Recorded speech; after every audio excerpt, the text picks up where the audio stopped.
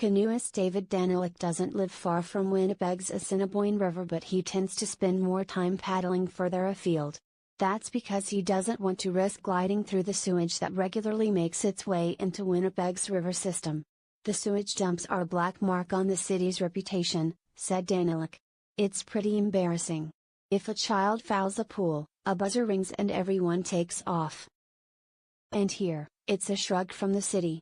Some 3.2 million liters of raw sewage and rainfall runoff spilled into Winnipeg's river system last month, but the incident was unusual only in scope.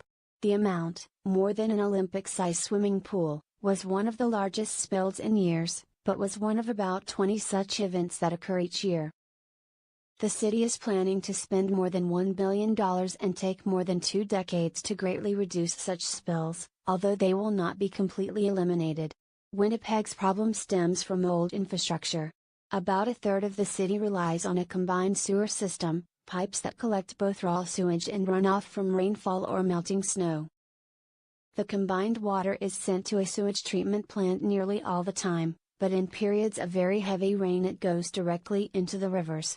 The system was designed that way decades ago to avoid overwhelming the treatment plant and to reduce the likelihood of basement flooding. The city is working on a 27-year plan to greatly reduce the number of combined sewer overflows. It would cost $4 billion to replace all the combined sewers, so the city is relying on a variety of measures to keep the cost down. We're hoping to do some work with what they call green infrastructure. You repave a back alley in a certain way so that it slows the drainage of storm water into the system, said Brian Mays, a city councillor who chairs the city's Water and Waste Committee. Sewer items never really grab the public's attention the way potholes do, or crime, but I think increasingly people are commenting on it and they're concerned. The city points out that the overflow amounts are a very small fraction of the water that's captured and treated each year.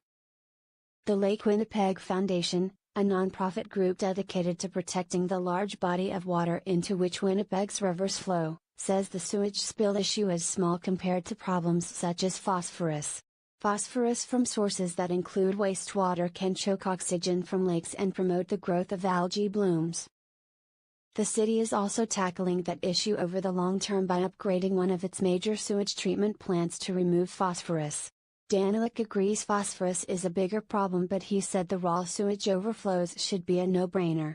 He said politicians and the public might have made fixing the problem a higher priority long ago.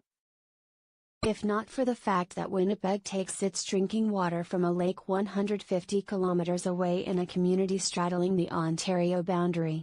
If we weren't importing water from another province, I think we'd be a lot more concerned about our discharges.